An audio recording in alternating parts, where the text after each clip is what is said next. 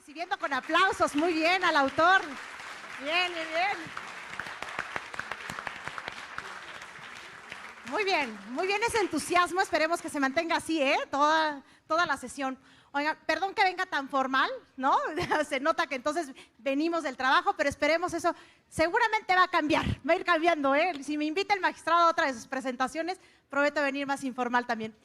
Oiga, es un gusto de verdad estar aquí acompañando al autor de esta novela editada por Grupo Planeta, Las Heridas. Es un gusto además porque yo formé parte de ese círculo de lectores y lectoras que acompañamos al magistrado en esa aventura y en esta nueva faceta, ¿no? Digo, es mi jefe, debo decirlo, y formo parte de la ponencia del magistrado Felipe Lamata.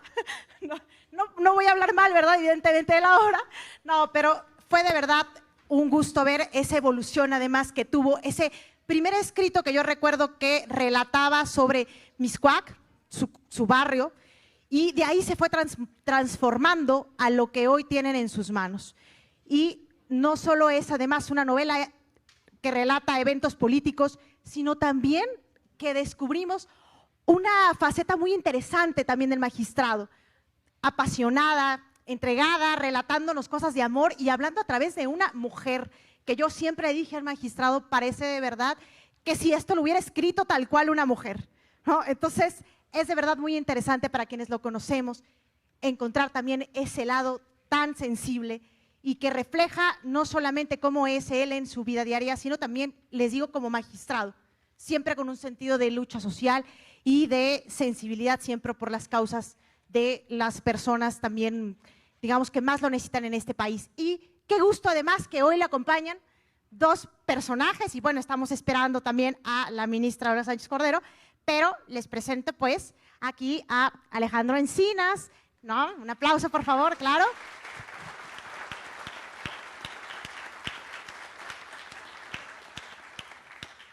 Y a Rafael Barajas, alias El Fisgón.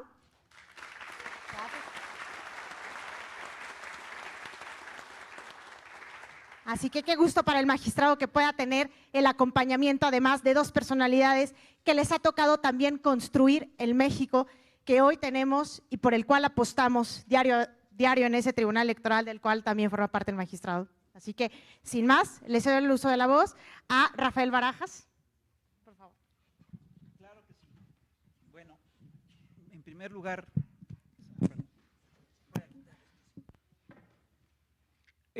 ¿sí se escucha? Bueno, es un gusto estar aquí con ustedes y le quiero agradecer al magistrado Felipe de la Mata que me haya invitado a presentar esta novela. Quiero decir que me parece un texto muy interesante, es una suerte, yo entiendo que se inscribe dentro de lo que hoy se llama las minificciones, que son novelas testimoniales, que son novelas que parten, que se cuentan en primera persona y que hablan sobre todo de lo que es el autor.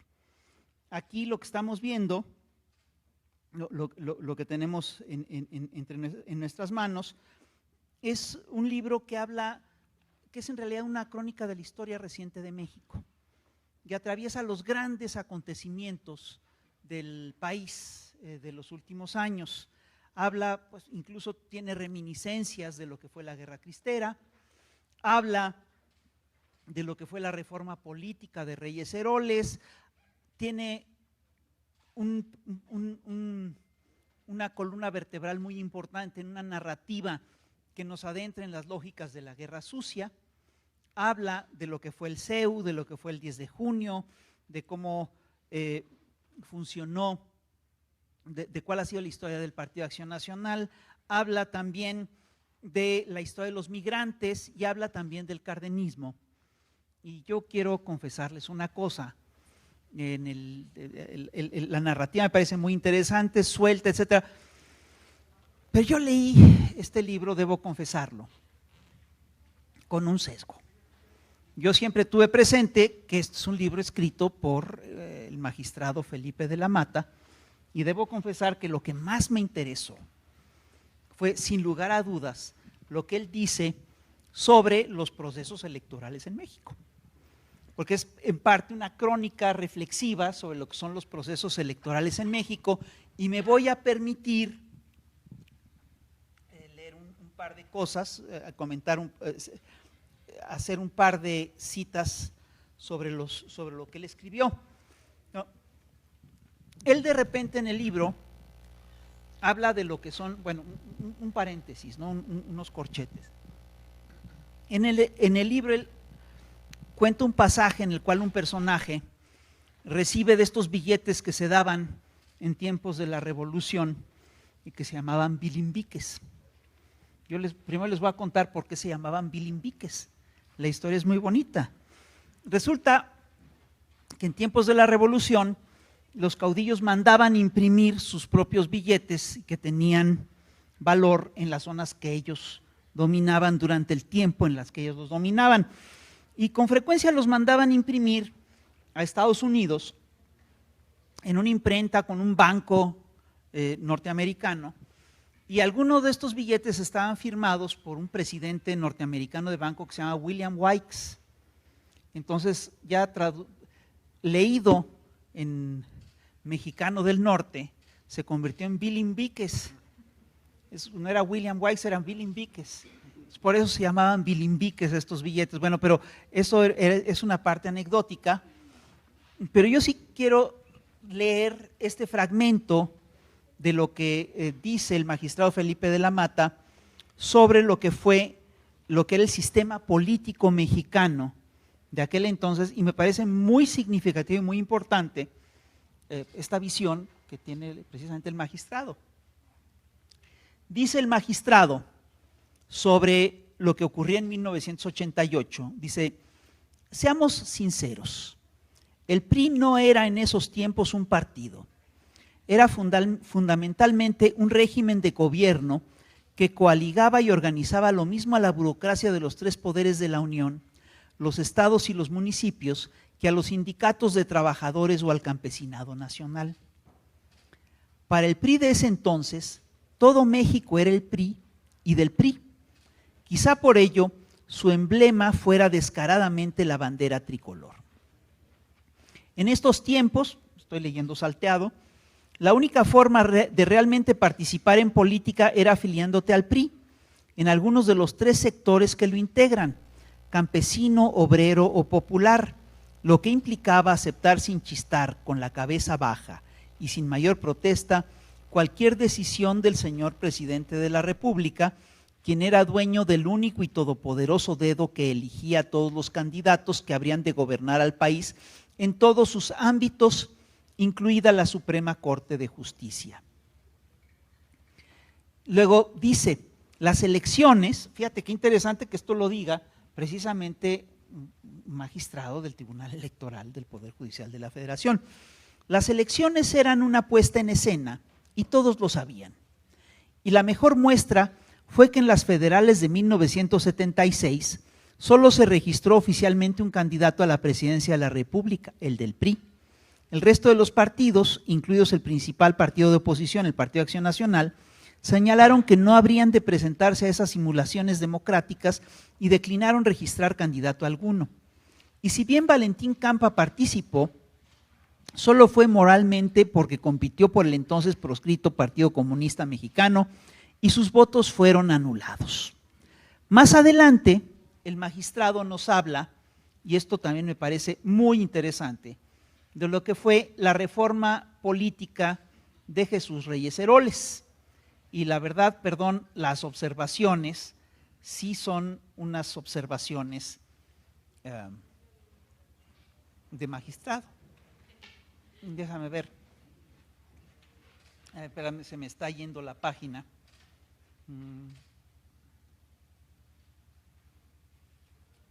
Perdón.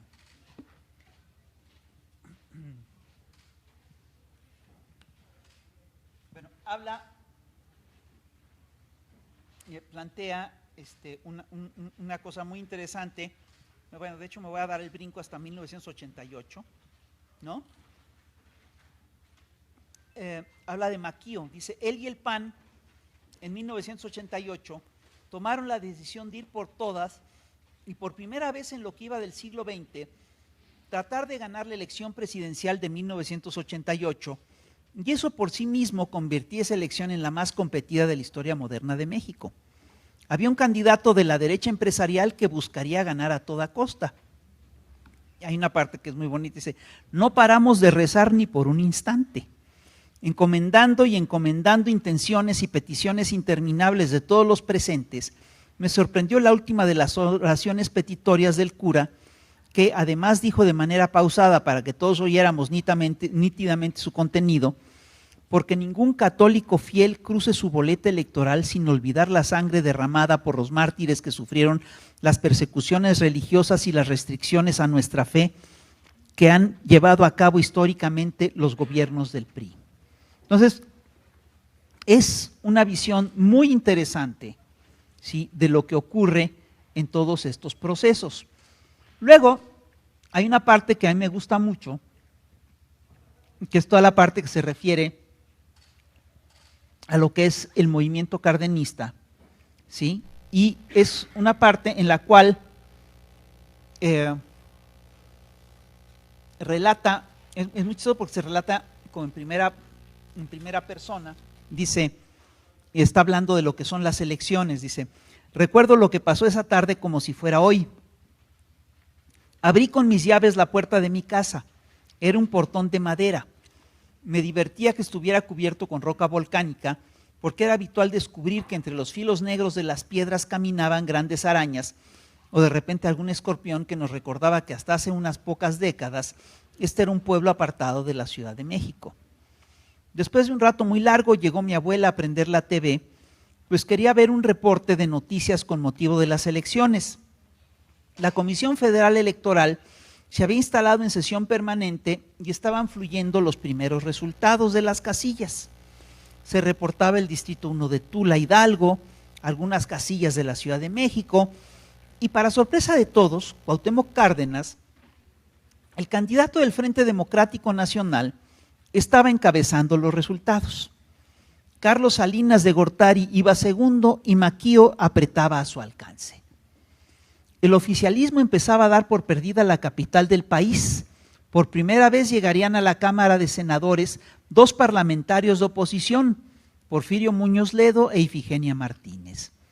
Para nuestra emoción, frente a nuestros ojos, se comenzaba a derrumbar el sistema político del PRI gobierno, antes escrito, y lo estábamos viendo por televisión, ya que se transmitía en vivo la sesión del órgano electoral, presidido en esos tiempos por el licenciado Manuel Bartlett Díaz, secretario de Gobernación y responsable de encabezar el funcionamiento del sistema electoral en su conjunto.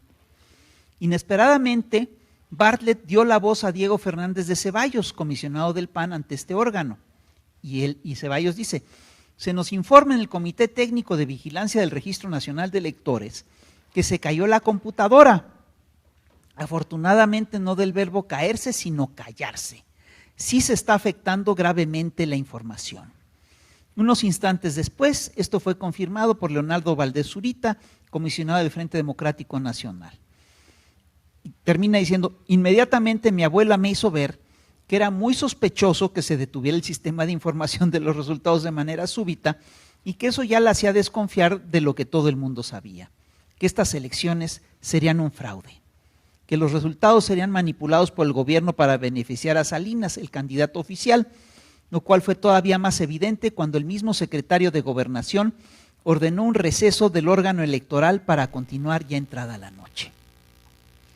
No sé si ustedes se dan cuenta lo importante que es que un magistrado del Tribunal Electoral del Poder Judicial tenga esta visión de este suceso histórico. Está súper interesante. Y quiero señalar una cosa que me llama mucho la atención. Sin lugar a dudas, yo sí siento que a este libro le falta un capítulo, que es la crónica de lo que pasó justamente en la jornada electoral. Y el licenciado Felipe de la Mata encontró una fórmula muy eficaz para sustituir esta crónica, porque no nos da una crónica, pero nos da una cronología que hace las veces de crónica y que resulta muy eficaz. Una cronología que habla, bueno, que empieza en septiembre del 82, que te habla incluso de cómo se da la reforma electoral de Jesús Reyes Heroles, etcétera, y después va haciendo un recuento de lo que fue aquel proceso electoral y la verdad es que me parece que es un recurso literario muy eficaz el que utiliza el magistrado, porque tú terminas de leer esto y sin que él te lo diga, lo que uno se pregunta es, bueno, ¿y por qué no se repitió esa elección? Que eso es lo que viene precisamente implícito en todo este proceso. Bueno, dicho esto, pues yo creo que este es un libro muy interesante, la parte novelada está muy padre, es muy fluida, etcétera, pero además es un libro de historia reciente, que está especializado, digamos, en lo que es la historia electoral reciente de México. Y pues en ese sentido, pues yo creo que además de todo, pues va a ser un libro de consulta. Y yo pues lo felicito al licenciado y al magistrado y les deseo a ustedes que lo lean, no se lo pierdan. Muchísimas gracias, es cuanto.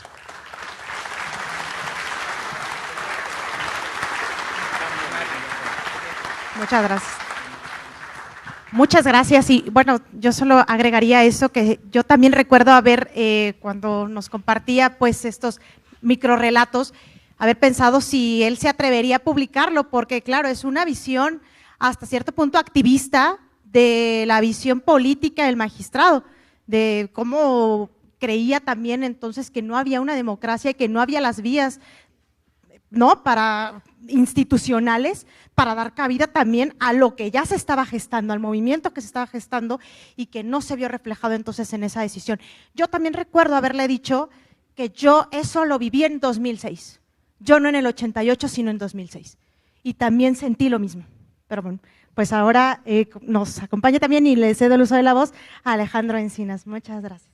Bien, pues muchas gracias, muy buenas tardes, tengan todas y todos ustedes.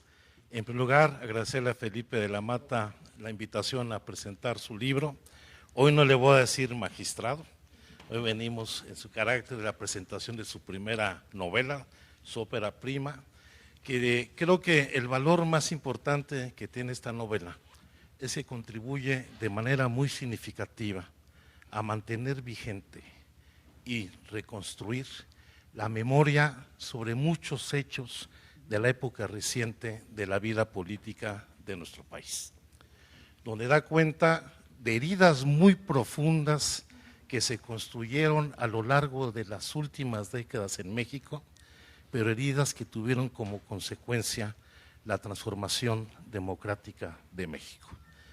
Nos narra hechos desde la Guerra Cristera hasta la insurgencia política electoral del Frente Democrático Nacional y la insurrección de Cuauhtémoc Cárdenas con la ruptura del PRI y la conformación de la corriente democrática, pasando por distintas etapas que dan cuenta de la actividad política, no solamente de las izquierdas, sino de todos los grupos y actores políticos de esta nueva época. Y por supuesto, en esta crónica tenemos muchos puntos de identidad, y que en cada uno que los que tenemos identidad, pues nos gustaría también dar nuestra propia versión.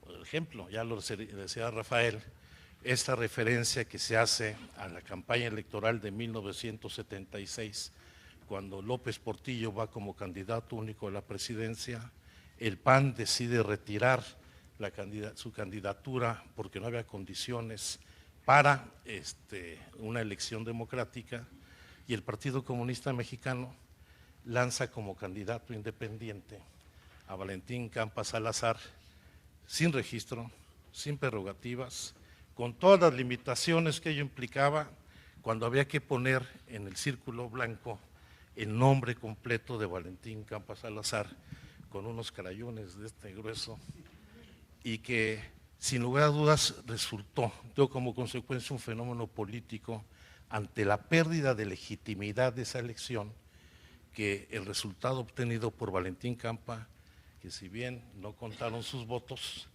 sí lo registró el sistema, porque Valentín Campa obtuvo más de 900,000 votos en esa elección, y eso lo confesó Jesús Reyes Heroles, a Arnoldo Martínez Verdugo, a Gerardo Unzueta y a Gilberto Rincón Gallardo, y fue uno de los puntos fundamentales para avanzar en la reforma política de 1977, que permitió el registro, por fin, del Partido Comunista Mexicano proscrito durante décadas, aunque también permitió el registro del Partido Socialista de los Trabajadores y del Partido Demócrata Mexicano, que era la expresión vigente del sinarquismo mexicano, abriendo a la pluralidad política la integración del Congreso. Yo creo que es un hecho que hay que ubicar en su justa dimensión, porque es el preámbulo no solamente que para posteriormente el sistema electoral se fuera abriendo a los partidos políticos, más adelante el Partido Mexicano de los Trabajadores, el Partido Revolucionario de los Trabajadores obtienen su registro, pero van configurando un escenario político de transformación profundo en la transición democrática de nuestro país. Claro, el régimen no esperaba una transformación de esa magnitud. En el debate dentro del PRI, y estas de las anécdotas que nos platicaba Porfirio Muñoz Ledo, cuando venía la propuesta de Jesús Reyes Heroles hacer una reforma que abriera la posibilidad de la participación política de otros partidos, había muchas resistencias internas. Y Reyes Heroles explicaba dentro del PRI el fondo de la reforma. Dice: prefiero tener una jaula llena de pajaritos de colores a tenerlos en las mazmorras del poder. Y la verdad es que sí, fue una jaula de oro, pero que a la postre, si bien fue un mecanismo de contención o de liberación de las corrientes opositoras, abrió paso a los primeros triunfos, no solamente en la representación proporcional, sino también los primeros triunfos municipales, los primeros distritos de mayoría, los primeros triunfos en los gobiernos de los estados, que a la postre fueron construyendo una nueva mayoría en el país. Pero pues, parte del gran valor de la novela es cómo se da cuenta de hechos muy puntuales donde puede identificarse la gente del PAN, la gente de la izquierda, la gente del PRI, que requería tener una visión más autocrítica, y todo conducido bajo el pretexto de la relación de una pareja que se van a buscar a Tixla en el camino de Ayotzinapa. Ayotzinapa me persigue por todos lados. En momentos de una confrontación política que hace falta también profundizar en el libro. No lo digo de manera crítica, sino que es pues la visión de quienes formamos parte de esos momentos en donde pues la respuesta después de la insurgencia de Cuauhtémoc Cárdenas fue una represión política muy profunda que trajo el asesinato de más de 600 integrantes del Partido de la Revolución Democrática y que posteriormente sentó las bases en ese 88, 94 a cambios más profundos. El día de ayer y hoy, Rafael y yo hemos estado platicando con diputados electos de la ciudad, con los alcaldes, y un referente siempre en esta discusión de los cambios es la Ciudad de México, la cual narra aquella ciudad que conoció un adolescente de 16 años que sigue los hechos del 88, por cierto es la edad que tenía el autor en aquellos momentos, de cómo se fue transformando esta ciudad, el barrio de Mixcoac, cómo se fue desapareciendo el tranvía que teníamos en la ciudad, cuál fue la evolución, no solamente de la colonia Roma, la Condesa, su vida, su paso por Ciudad Universitaria, que también es un buen pretexto para ver la evolución, no solamente los cambios políticos en nuestro país, sino también los cambios que ha vivido nuestra ciudad y esta perspectiva de ciudad transformadora que siempre ha tenido la capital de la República. Y esta especie de autobiografía, que tiene mucho de su vida personal, pues enriquece también la visión de esa generación que empezó a crecer después de los años de la proscripción y la clandestinidad, reconociendo también pues, la presencia y las aportaciones del Partido Accional y de todas las fuerzas políticas, que después ya llegamos a un desdibujamiento total, inexplicable, para que la suma de los contrarios, la derecha, la izquierda, el PRI, unidos en una coalición, vayan a una reconfiguración del sistema político en el país. Yo creo que ese es gran parte del valor de esta novela, vale la pena analizarlo. Es una crónica de muchos hechos, de muchas heridas. Creo que el término del título de la novela, Las heridas, son esas heridas profundas, muchas de las cuales siguen abiertas, pero que son los temas claves de lo que ha sido la construcción de la nueva democracia y el camino hacia un nuevo régimen político en nuestro país. Vale la pena leerlo, yo también recomiendo que así lo hagan. Muchas gracias. De verdad, muchas gracias. Muchas gracias. Y bueno, ahora que el autor, por favor, nos comparta también sobre este libro. Gracias. Muchas gracias, querida Nancy. Antes que otra cosa, le quiero agradecer profundamente a don Rafael Barajas El Fisgón y por supuesto a don Alejandro Encina su presencia. De verdad que es un honor que nos estén acompañando y que hayan leído mi primer novela. Quiero también agradecerle mucho a Nancy que esté moderando. Nancy fue de las primeras lectoras que tuvo la novela, era mi grupo testigo, ¿no? Así como en la ciencia normalmente se utiliza un grupo, ¿no? Digamos así, donde el experimento no se, ¿no? Entonces Nancy me decía si jalaba o no jalaba, y a veces no jalaba, y espero que esto haya jalado, es lo que puedo decir. A ver, lo que quiero platicar un poco es que coincido ampliamente con lo que aquí se ha dicho, y don Rafael la acaba de encontrar exactamente lo que yo pensé cuando estaba escribiendo la novela, es decir, esto es una novela histórica.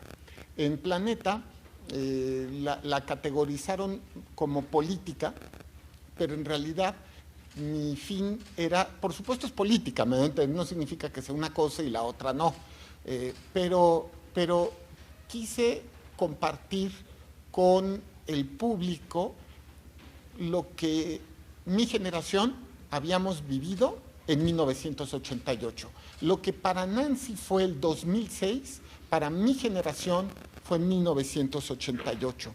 Y justamente me parecía que no nos hemos dado cuenta como nación de que se creó un ciclo que duraría después 30 años, ¿no? Y que cerraría, lo digo así en la introducción de la novela, el 8 de agosto de 2018 con la entrega de su constancia al presidente de la República.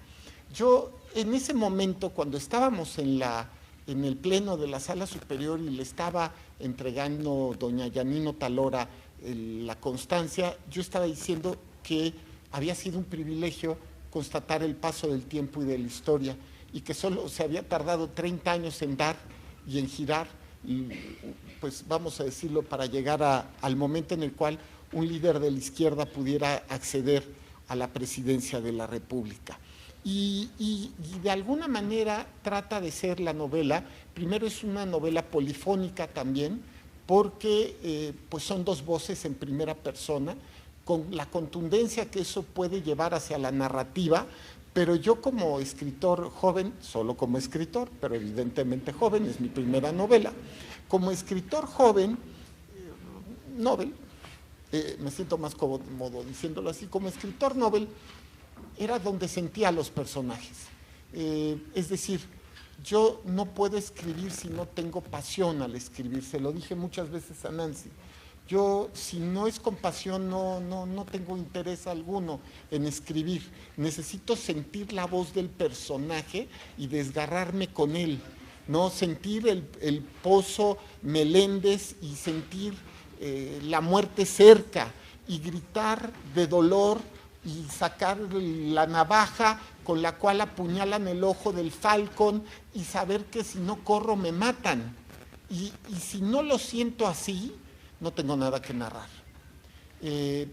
Eso, el que fuera una novela polifónica, lo utilicé como un recurso narrativo, pero también para mí era una manera de decir justo y de sentir. Yo lloré muchas veces, a Nancy le consta, con el embarazo y nacimiento de Francisca. Lloré cuando lo escribí, lloré cuando lo revisé, lloré cuando lo volví a leer en voz alta para mandarlo ya a la editorial, que Nancy también me ayudó en esa revisión, porque cada vez que era una manera de sentir. Es una novela histórica, polifónica, que hace una radiografía multisensorial. Eso también lo quiero hacer notar. Bien decía don Alejandro, Sí, me parece que puede, aquí caben todas las posibilidades ideológicas en la novela, porque ni todas son perfectas, ni todas están equivocadas, y todas tienen algo interesante. Y como esto es un estudio histórico, me parecía, una novela histórica, me parecía importante también que fuera una novela de formación y de aprendizaje. Mi deseo fundamental era que los chavos de ahora, los chamacos que no vivieron el 88, dijeran, oye, quiero entender lo que pasó en el 88, quiero entender cómo fue que llegamos y de alguna manera, y yo lo he dicho varias veces, pero se los quiero decir porque a lo mejor no me han oído, entonces se los voy a decir también. A ver, debemos entender que había un México diferente, que había un México donde el Estado era el que generaba los crímenes contra su población, donde no había libertad de expresión, donde no había democracia. Y ese México sí ha existido y era el México de mi juventud. Y tenemos que saber y aprender de ese México para que esas cosas no vuelvan a suceder. Por otro lado, yo me acuerdo, de verdad, a los chavos ya no los van a entender, pero yo me acuerdo de las comidas en la casa de mi abuela, donde alguien decía algo contrario al gobierno y todo el mundo se asustaba, ¿no? Yo decía, pues que aquí hay alguien que no sea la familia, ¿no? Decía, no, cuidado, no digan eso, o decían, no, tal cosa es comunista, y todo el mundo decía Dios y se persinaban, ¿no? A ver, eso era una cuestión, era otro México, es que de verdad no lo podemos entender. Veníamos de 60, 70 años de proscripción del comunismo en México y de persecución de la izquierda, es que, vamos, y la imaginé también como una novela coming of age, es decir, una novela al estilo de una serie que a mí me gustó mucho, también ya vieja, que se llama Los Años Maravillosos, The Wonder Years, un poco como tratando de recordar, ¿no? Un poco una narrativa de recuerdo, de atrás hacia adelante, donde una persona adulta va recordando su juventud. Y de alguna manera los personajes son arquetípicos. Está Ubalda, que es mi personaje favorito, yo lo he dicho varias veces, amo a Ubalda. Es una mujer indígena de la resistencia histórica, una mujer fuerte, revolucionaria. Alfonso, que es un muchacho de clase media, de alguna manera es producto del milagro mexicano de los años 40, 50. Y Francisca es una paradoja, porque ella está en la clase alta mexicana y sin embargo tiene problemas de asimilación. Y eso también había que narrarlo, ¿no? Claro, los ricos también lloran, decían en las telenovelas, de alguna manera.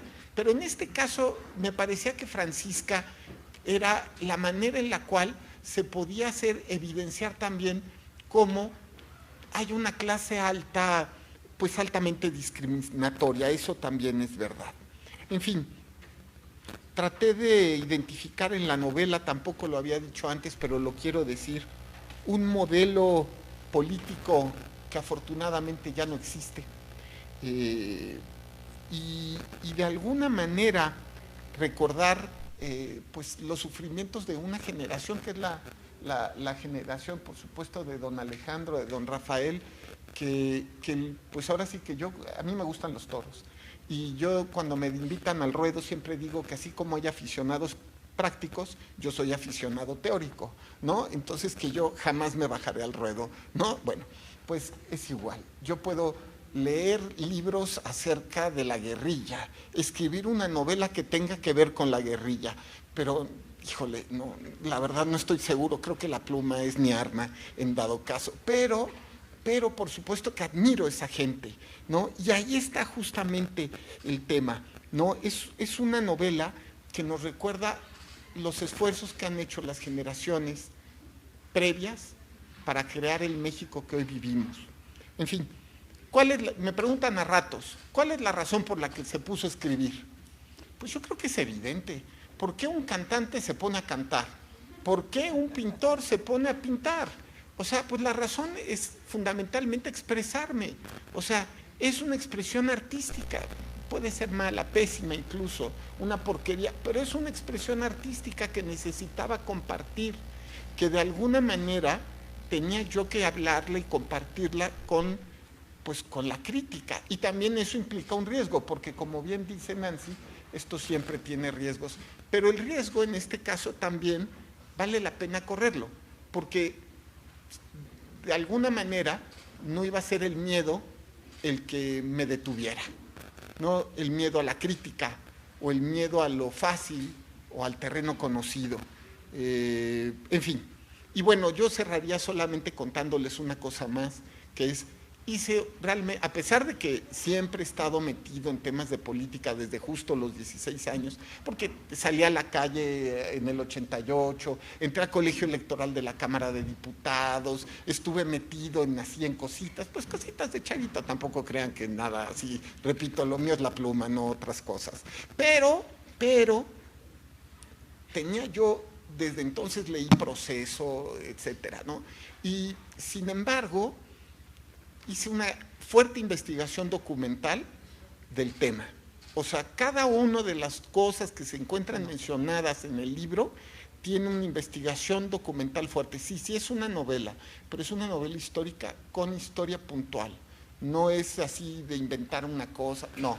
La novela es novela, pero el contexto histórico, cuando se dice que algo pasó, es que hay datos fuertes de que sucedieron, ¿no? En fin, yo cerraría diciendo que escribir es para mí una catarsis, es una manera de sacar, no sé si lo mejor de mí, no lo sé, o lo peor, no lo sé, pero es transformarme, es convertirme quizá de alguna manera en la pluma de otro ser, en la voz de alguien que no existe pero que quieren hacer, en el personaje. Yo en alguna época también le decía a Nancy que por ejemplo, que amaba a Ubalda, ¿no? Que Francisca, pues sí, pero Ubalda era para mí todo, y yo de verdad estaba enamorado del personaje de Ubalda, ¿no? En cambio, Alfonso me da un poco de flojera, la verdad. Es de esa gente que uno dice, qué bueno que sea amigo de mis hijos, pero no sé si quiero que sea mi amigo, la verdad, ¿no? En fin, yo aquí lo dejaría un poco en ese contexto y bueno, por supuesto que si hay alguna pregunta que el público quiera hacer, por supuesto. Muchas gracias. Nuevamente, muchas gracias, don Rafael, muchas gracias, don Alejandro, muchas gracias, Nancy. Pues gracias. Gracias, magistrado. Pues como el autor abrió el espacio para el público, veo que ahí hay una… Sí, entonces no sé si… Para mí es muy importante este espacio, creo que es un parteaguas increíble. Yo trabajé en el Tribunal Electoral desde los 20 años, entré en el 2004, ya tengo 40, y me tocó el proceso electoral del 2006. Y para mí, al mismo tiempo, yo era consejera estudiantil en la UNAM, en la Facultad de Ciencias Políticas y Sociales, que venía de un proceso y que donde yo participo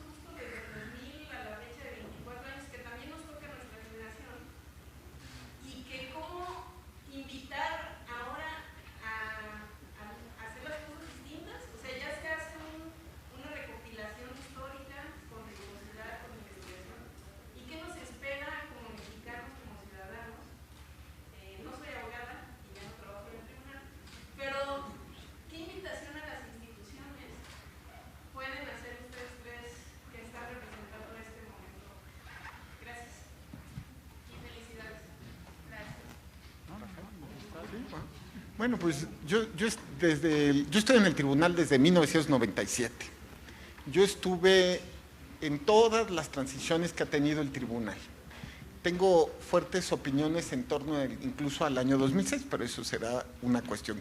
Yo quería, creo que la respuesta va a ser esta. Yo iba a escribir una novela sobre el año 2006 y ya la iba como planeando, ¿no? Y me estoy dando cuenta que quizá no hago eso, porque quizá he tenido el privilegio, así como he tenido el privilegio, este trabajo es un privilegio, se los digo, porque tenemos el privilegio de ver la historia de México entre nuestras manos, con nuestras plumas, las podemos tocar, o sea, tocamos la historia de México, o sea, de verdad, cuando se va al archivo un expediente, se va una pieza de la historia de México, una diputación, un ayuntamiento, y yo he tenido el privilegio de hacerlo desde 1997. Por ejemplo, el primer asunto que resolví, bueno, que ayudé a resolver porque yo era un auxiliar de 13º orden, pero bueno, tuvo que ver con una elección en Las Margaritas, donde se habían quemado los paquetes electorales cuando acababa de pasar lo del EZLN. O sea, súper interesante. Bueno, a mí me parece súper interesante eso. Bueno, yo quería escribir sobre 2006, pero venía ahorita diciendo, no, quizá más bien hay que escribir la novela de 2024 y de 2018 hacia el 24. Y quizá esa es la novela que hay que escribir, porque quizá esa es, claro que habrá un capítulo de 2006, pero quizá es la novela interesante donde todo se transforma, porque si en esta novela pasa, digamos, del régimen antiguo del PRI hacia lo que podríamos, no sé, llamar el prianato, no sé cómo se podría llamar, quizá, ¿no? Y ahora, pues ahora a esta nueva fórmula que se ha llamado la transformación, y quizá he tenido el privilegio desde un lugar especial, ¿no?, de ver esto, y eso quizá vale la pena también ponerlo por escrito para las generaciones que vengan desde una perspectiva, pues vamos a decirlo, pues también novelada, para que no sea tan aburrido, ¿no?, digamos, para las generaciones que vengan, ¿no? Quizá, pero no sé si don Rafael o don Alejandro, ¿no?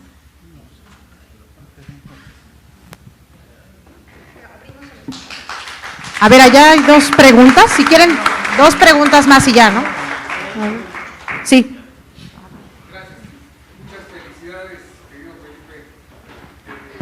Creo que con esta obra demuestras no solo que eres un gran lector, porque para escribir hay que leer, un excelente bibliófilo, sino también un lector de la realidad. La narrativa es muy buena, yo me lo eché en una semana la novela, muy buena la narrativa. Y a mí como lector me quedan 2 preguntitas muy sencillas. La primera, por acá me dice que viendo un partido de béis, él regenteaba aquí, parece que en Tokio, antes de decidirse escribir, un bar, y entonces va a un partido de béis y narra cómo en ese momento le bajó la inspiración y dijo, voy a escribir sobre esto, voy a escribir, y se hizo, pues, el novelista que todos conocen. La primera pregunta es de este lector, de tu servidor. ¿Recuerdas el momento en que dijiste, en una mañana, un fenómeno, algo pasó, voy a escribir las heridas? Quizás sin el título, pero ese momento preciso, como lector. Y segundo, utilizando la metáfora del título de tu novela, la segunda pregunta sería, ¿las heridas ya cicatrizaron? ¿O van a cicatrizar? ¿O ya no hay ni siquiera huella de la cicatriz? Gracias. Gracias, Moy. Trataré de ser breve, pero hay mucho que decir. ¿Cuándo quise escribir las heridas? Siempre, porque de verdad yo siempre quise ser escritor, lo que pasa es que nunca había tenido tiempo.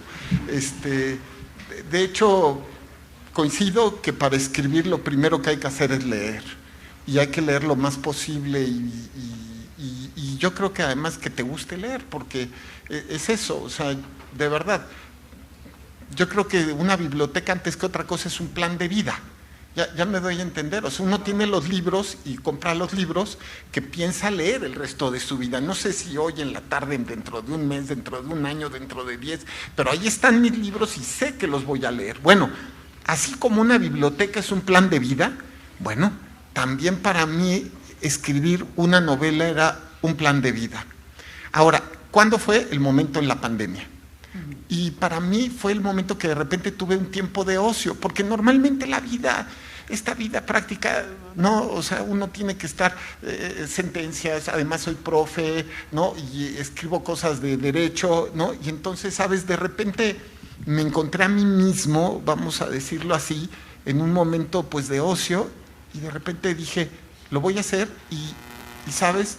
De repente dije, y es el 88. Porque empecé a tomar unas clases, ¿te acuerdas, Bárbara? ¿No? Ahí, ¿no? Y justamente estaba en eso y de repente dije, es el 88, porque tengo que contar esa historia, porque esa es la historia que de alguna manera quería compartir, de cómo había otro país y cómo a partir de ahí se detonan pues todas las cosas que después vendrían, ¿no? Ahora, lo que dices de las heridas, el nombre me gusta justamente porque son heridas de todo tipo las que nos dejan estos años que corren en la novela.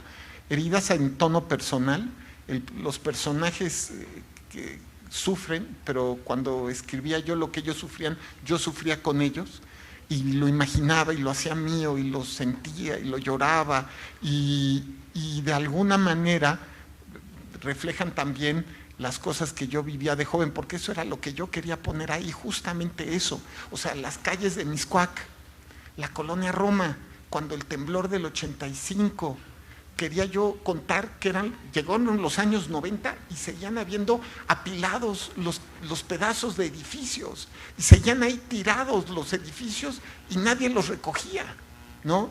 Quería justamente hacer notar las heridas que había tenido la ciudad, yo como persona, pero al mismo tiempo México, ¿no? Y eso también era una manera de decir, a mí me gusta caminar por el centro, y si alguien me pregunta cuál es la palabra que diría del centro, es que es una serie de cicatrices, ¿no? Unas cicatrices primero pues, de la conquista, después de las destrucciones diversas desde la famosa inundación del siglo XVII, todas las cuestiones que tuvieron, vamos, podríamos ir paso por paso, la reforma, bla, bla.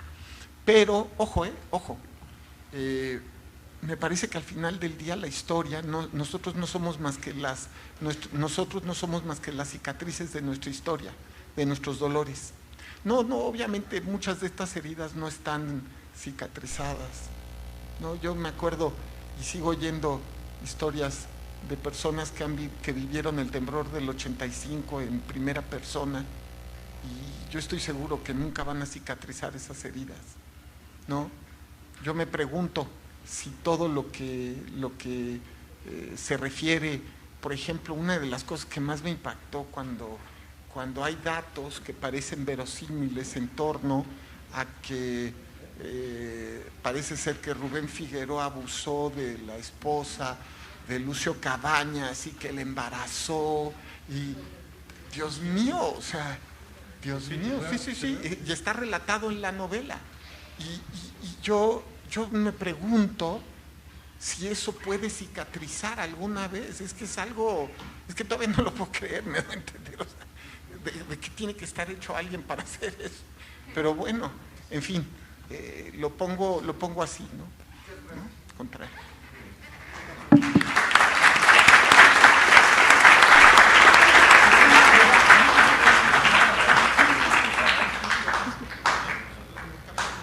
Sí, pues no sé si quieran ya dar alguna última reflexión.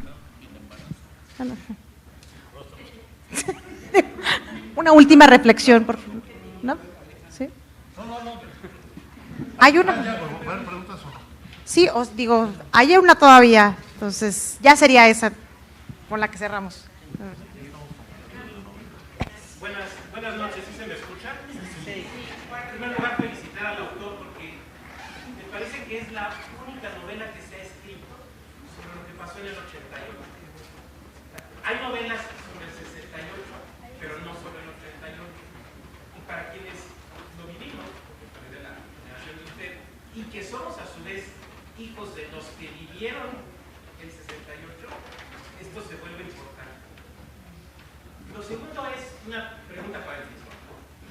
Cuando se presenta esta novela, recuerdo que suben también una lista de música para escucharla. Y mi pregunta para el Fisgón es la siguiente: ¿y qué cartones para leerla? Porque es la época que ya citaban Proceso, pero La Jornada, pero el 1+1, pero Qué hacer político, pero el Flores, pero Ríos. Y a lo mejor, digamos, para acotar, entre el fraude del 85 de Chihuahua y el 88, ¿qué cartones acompañarían la lectura de esta novela? Gracias. A ver, te cuento.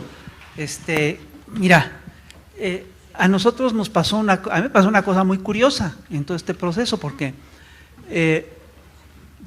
todo lo que cuenta la novela de las heridas, todo este proceso del 88, del fraude del 88, pues vino acompañado por un gran movimiento de la sociedad. Y vino acompañado, entre otras cosas, por un movimiento muy importante en la prensa. El proceso de democratización de la nación se da a muchos niveles, y uno de esos niveles, que es fundamental, es el nivel de la comunicación. En aquel tiempo surgen toda una serie de publicaciones, a partir del golpe que le da Echeverría a Scherer en el Excelsior, hay una diáspora de periodistas y se fundan un montón de revistas y de periódicos distintos. A partir del golpe de Excelsior surge, por ejemplo, la revista Proceso, que dirige Scherer, surge también el periódico 1+1, surge también la revista Que Cosa Edro, hay un rebrote de una revista de caricaturas que se llama La Garrapata, etcétera.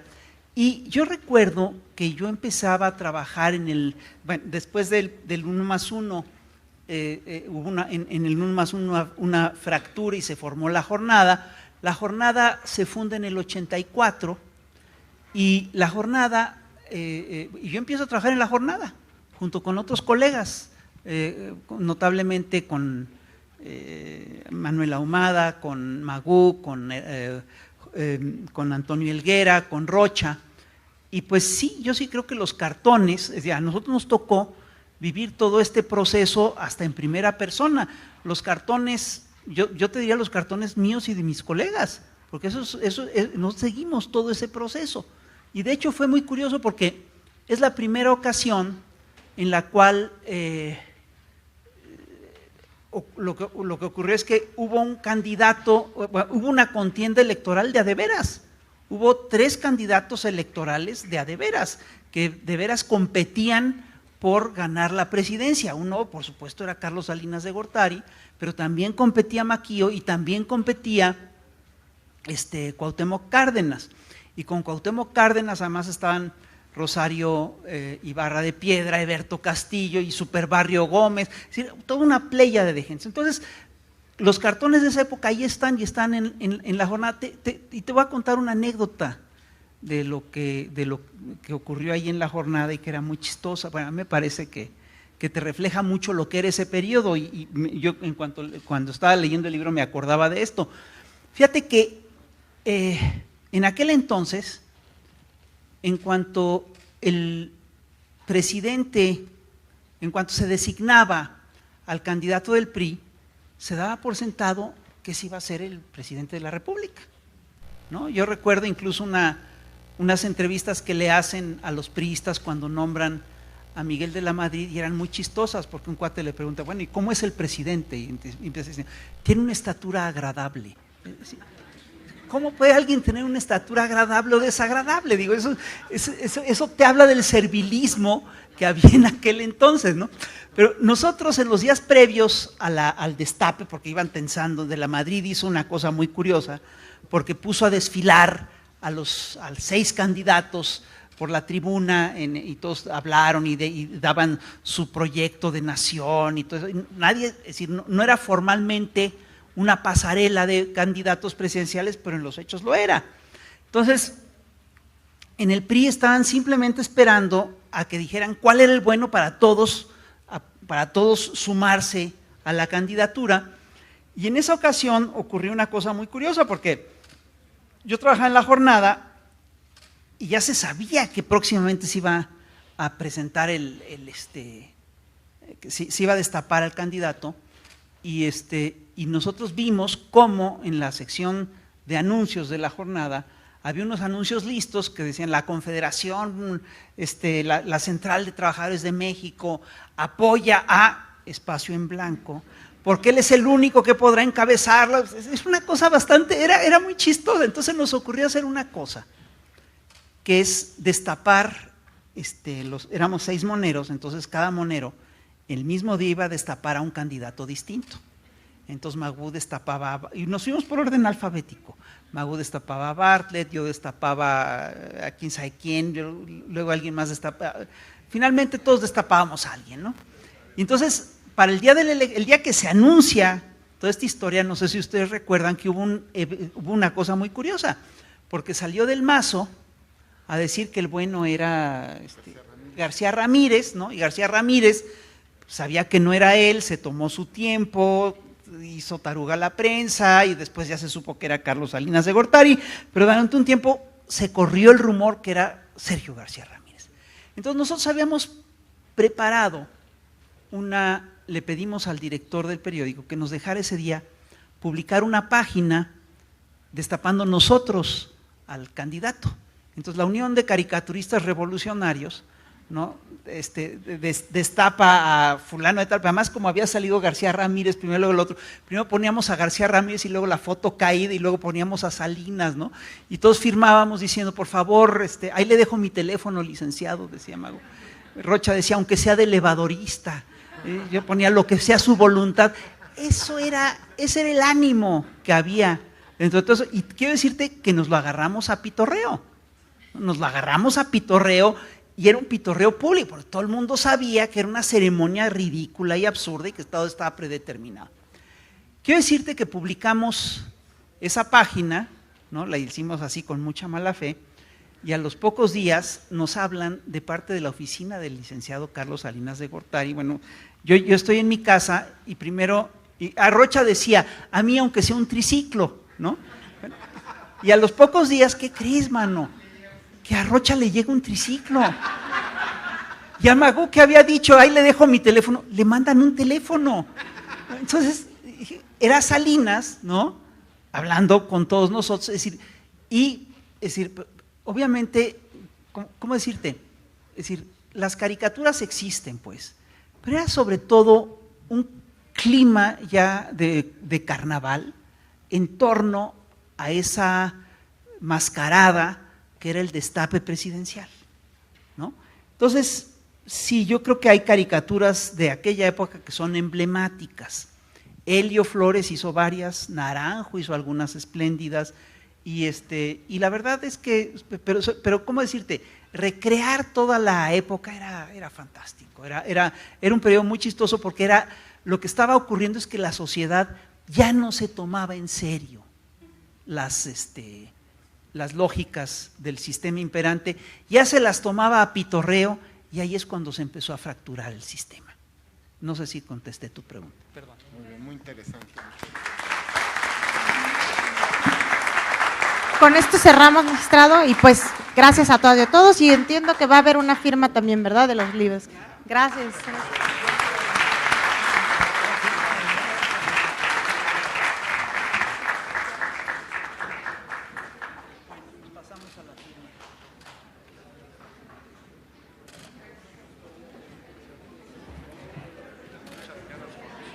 Una foto grupal, magistrado, por favor.